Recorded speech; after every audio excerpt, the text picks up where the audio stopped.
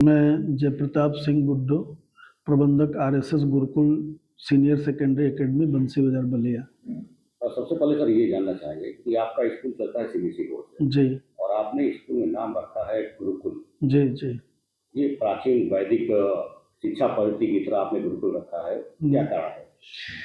देखिए, इस स्कूल का नामकरण करने से पहले हमने बहुत कुछ सोचा और सोच समझ करके मैं इसका नाम रखा आरएसएस गुरुकुल। ये गुरुकुल वो गुरुकुल है जिसमें कभी श्री रामचंद्र जी पढ़ा करते थे, उन्हीं के अनुसरण करते हुए हमने इस स्कूल का नाम गुरुकुल रखा हुआ है। मतलब आपके अनुसार आदर्श शिक्षा पद्धति गुरुकुल में ही मिल पाती है? जी बिल्कुल बिल्कुल। तो सर सीबीएसई बोर्ड से आप चलाते हैं, तो सीबीएसई बोर्ड ये कहता है कि अंग्रेजी में पढ़ना है, अंग्रेजी में लिखना है, अंग्रेजी में बोलना है। जी, तो ऐसा देखिए, ऐसा नहीं है कि सीबीएसई ये कह रहा है कि अंग्रेजी में ही पढ़ना है, अंग्रेजी में ही बोलना है, अंग्रेजी में ही सीखना है।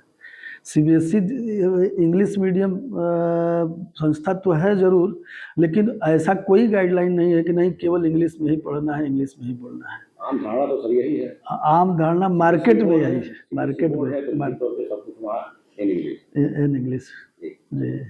उसे आप फॉलो नहीं करते हैं? नहीं, बिल्कुल फॉलो करते हैं। ऐसा नहीं है कि फॉलो करते हैं, बशर्ते उनके साथ साथ गुरुकुल की परंपराओं को ध्यान में रख करके हम चलाते हैं।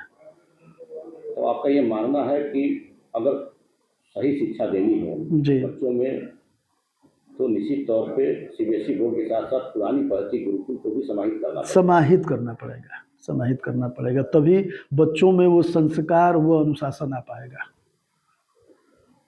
अच्छा, तमाम सारे स्कूल हैं जी सीबीएसई बोर्ड के, और एक तरह से देखा जाए तो एक बाजारीकरण हो गया है जी जी। बड़े बड़े बोर्ड, बड़ा बड़ा कैंपस जी जी, सुख सुविधाओं से संपन्न सारे स्कूल जी जी। इस सब में कहाँ अपने स्कूल को आप पाते हैं? देखिए, सभी लोग अपना अपना काम कर रहे हैं अपने अपने अकॉर्डिंग, लेकिन हम अलग करते हैं, सब कुछ अलग करते हैं। हमारे यहाँ सारी चीज़ें बाकी जगहों से एकदम भिन्न मिलेंगी। जैसा कि हम लोग बुधवार को हिंदी दिवस मनाते हैं, अभी आपने कहा कि सीबीएसई का मतलब इंग्लिश मीडियम, तो बुधवार को प्रयास रहता है कि टोटली चीज़ें हिंदी में की जाए। हमारे बच्चे उस दिन आते हैं, शुभ प्रभात, शुभ अपराह्न, इस तरह की बातें होती हैं। फिर हमारे प्रेयर असेंबली जब होती है तो नर्सरी से लेकर के 12 के सारे बच्चों को roll number wise prayer assembly में जाना होता है, ताकि माइक पकड़ना होता है, अपने बारे में कुछ ना कुछ बोलना होता है। क्लास टीचर पर डिपेंड करता है कि वो प्लेज करा रहा है किसी बच्चे से, किसी से नेशनल एंथम। इसी तरह परीक्षा की कॉपी भी हम घर भेज देते हैं गार्जियन से, कि गार्जियन संतुष्ट हो ले कि आपका बच्चा, आपको प्रश्न क्या था और कितना लिखा है, कितना पाया है। तो सारी चीज़ें हम लोग अलग करते हैं। बिल्कुल बिल्कुल, बस उसमें एक कोई वट नहीं, जितना वो किया उतना मिलेगा। हमारा प्रश्न इससे था कि तमाम जैसे स्कूल है जी, बड़ी बड़ी फीसें हैं जी, महंगे बुक हैं जी, आपके यहाँ लोग क्यों आए? आपके यहाँ भी वही सारी व्यवस्थाएं होंगी? नहीं, बिल्कुल अलग है। मैंने बोला ना, सब कुछ अलग है। मेरे यहाँ सब कुछ अलग है, सबसे हट करके है। 2-3 बातें मैं बताया भी, जैसे मेरे यहाँ के अध्यापक लोग रविवार को घर पे अभिभावक के यहाँ विजिट भी करते हैं। विजिट करने के बाद देखते हैं कि प्रत्येक संडे को। तो इतने बच्चे होंगे आपके यहाँ, सबके यहाँ संभव? हर संडे को संभव कहाँ, लगभग 1 से सवा महीने लग जाता है एक राउंड होने में, क्योंकि लगभग 35 जी जी, लगभग 35 किलोमीटर की रेडियस में हमारे बच्चे हैं अपने स्कूल से। तो सारे बच्चों को टच करने में, एक दूसरा राउंड होने में लगभग 1 से सवा महीने लग जाता है। कितने बच्चे होंगे? लगभग 2100 समथिंग। 2100 पहुंचे हैं, बड़ा समय लगा होगा, बहुत बड़ा परिश्रम आपने किया होगा। नहीं, बहुत समय तो नहीं लगा, मुझे एफिलिएशन 2021 में मिला था, और 2021 से लेकर के और आप 4 साल। बाकी तो स्कूल नर्सरी से 5 स्टार्ट हुआ था 2015 में। 2015 जी, और 2026 जी जी, 11 वर्ष का सफर जी जी, 11 स्टार्ट हुआ मेरा। बहुत सुकून मिलता होगा? बहुत बहुत बहुत बहुत। हम अपने बच्चों से, अपने स्टाफ से एक बात बार बार कहते हैं और ज़रूर कहते हैं कि बेटा, अपने काम की परीक्षा अपने आप से पूछो। यदि तुम पढ़ रहे हो, एक छात्र हो, तो अपने से पूछो कि क्या हम ठीक से पढ़ रहे हैं, किसी दूसरे से पूछने की ज़रूरत नहीं है, क्योंकि अंदर जो बैठा हुआ है वो साफ बोलता है। तो जब हम अपने आप से पूछते हैं, बच्चों से मैं कहता हूँ कि अपने आप से पूछो कि तुम ठीक पढ़ रहे हो, तो तुम्हारे अंदर से जो आएगा वही अच्छा होगा। हम अपने टीचर से, अपने एम्प्लॉय से बोलते हैं कि आप अपने आप से पूछिए कि हम जो पढ़ा रहे हैं अच्छे से पढ़ा रहे हैं, तो अंदर से जो आएगा वही आएगा। अच्छा, आपने संस्था शुरू किया होगा 11 वर्ष पहले, कुछ आपने अपना एक सोचा होगा थीम कि हम कहाँ तक जाना है? देखिए, आज यहाँ पहुँचे हैं, क्या संतुष्ट है इसको लेकर के या बिल कुछ प्लानिंग है? बिल्कुल संतुष्ट हैं, बहुत अच्छे से प्लानिंग। चूँकि एजुकेशन में ही हमारा फील्ड है, तो कभी न कभी सोचना ही रहता है कि हमारे बच्चे जो 12 के बाद बाहर जा रहे हैं, उनको किसी तरह की कोई दिक्कत ना हो। सोचने को तो आदमी सोच रहा है। देखिए, समय से पहले कुछ होता नहीं है, समय आता है तो समय सब कुछ पूरा करा देता है। तो ये दिमाग में है कि हमारे बच्चों को जो 12 के बाद परेशानी हो रही है, उसको परेशानी ना हो, लेकिन ईश्वर कब समय पूरा करेंगे मेरी सोच को तो वही जानते हैं। अच्छा, हर साल कुछ नया भी करते हैं आप, जैसा कि लगातार वार्ता में भी आपने बताया। जी। तो ये नए सत्र के लिए आपने क्या प्लानिंग किया है? नए सेशन में हमारे यहाँ एनसीसी अवेलेबल हो गया है। दूसरा, अभिभावक की डिमांड पे हमने आरएसएस गुरुकुल संस्कार बाल वाटिका भी स्टार्ट किया हुआ है। 1 अप्रैल से उसका नामांकन स्टार्ट हो गया है, एडमिशन चल रहा है। वो प्लेवे स्कूल है, 3 से 4 घंटे का ही रहेगा। उसमें से बाहर के टीचर भी अवेलेबल हो गए हैं। पूरा एसी डिजिटल क्लासरूम रहेगा। बच्चों को खेल खेल से पढ़ाने के माध्यम रहेगा, उनको खेल खेल से पढ़ाने का। और उनके लिए अलग ट्रांसपोर्ट की भी व्यवस्था की गई है, क्योंकि नन्हे मुन्ने बच्चे जब 6 घंटे स्कूल में रहते हैं तो एकदम सोने लगते हैं क्लास में। तो कॉन्सेप्ट ये है कि उनका केवल 3 ही से 4 ही घंटे का क्लास चले, ताकि वो एनर्जेटिक रहें और आराम से आए जाएँ। उनका क्लास एकदम वातानुकूल है।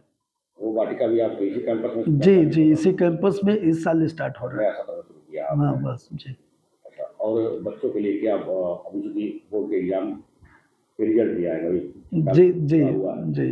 तो क्या मैसेज देना चाहेंगे इन लोगों के लिए, मैं नए सत्र के लिए, जो बच्चे आपके यहाँ आ रहे हैं और अब छोड़कर जाने वाले हैं? जी। जाने वाले बच्चों की तो मैं शुभकामना दिया हूँ। उनसे ये भी बोला हूँ कि बेटा, अब यहाँ से आप जा रहे हो, आपकी स्कूलिंग लाइफ ख़त्म हो चुकी है, अब कॉलेज की लाइफ आएगी। जो भी यहाँ शिक्षा दीक्षा, जो भी हमारा निर्देश रहा, उसको फॉलो करना लोग। और खैर, तुम लोग बाहर जाओगे तो हर पल पल पे जो चीज़ें दी गई हैं वो याद आएगा कि सर यहाँ बोलते थे, यहाँ डांटते थे।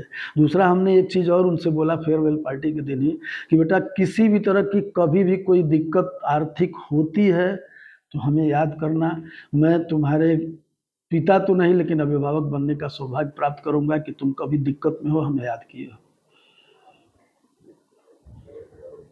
और नए लोगों के लिए क्या कहेंगे जो जुड़ना चाह रहे हैं, या फिर एक हेजिटेशन होता है कि बड़ी ऊंची बिल्डिंग है, महंगी शिक्षा होगी, हम नहीं जा पाएंगे, देखिए, सर्वाइव नहीं कर पाएंगे? मैं विजय जी, मेरा यह संस्था आरएसएस गुरुकुल संस्था, जहाँ तक मैं अपने आप को मानता हूँ कि पैसे के लिए मैं नहीं चलाता हूँ।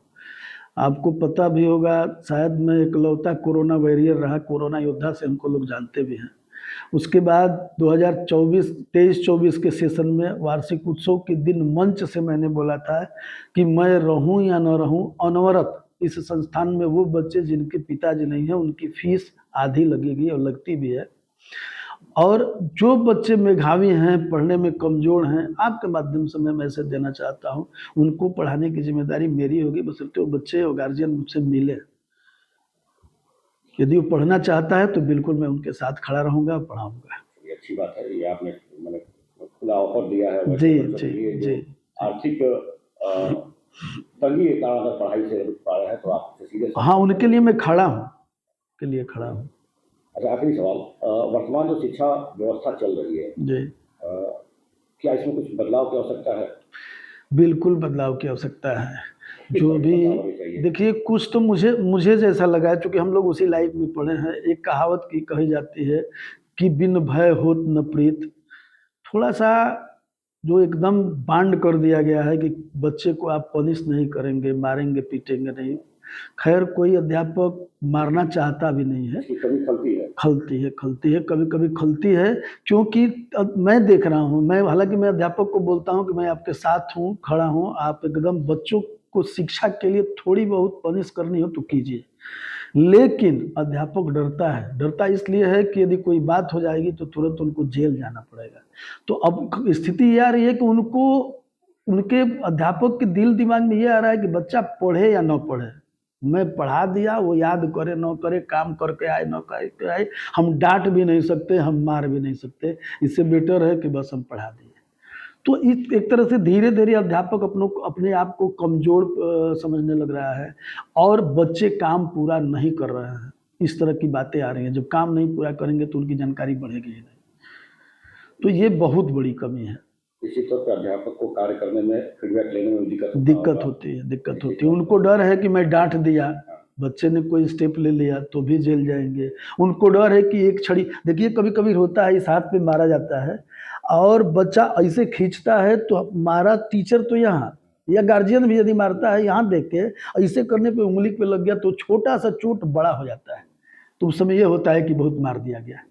लेकिन किसी का अपवाद हो सकता है, कोई टीचर होगा इस तरह का, कोई ऐसा नहीं चाहता, तिल का तार बन जाता है। मैं कभी कभी बच्चों के बैक पे एक दो छड़ी लगाता हूँ और बच्चा पीछे हाथ कर दिया तो उसकी उंगली पे लग जाता है। आप स्वीकार कर रहे हैं कि छड़ी लगाते हैं? हाँ, लगाते हैं। रिपोर्ट ने इसको सीधे एकदम मना किया है, लेकिन सर कभी कभी इस तरह की बातें आती हैं कि थोड़ी बहुत उनको डराने के लिए आदमी करना पड़ता है।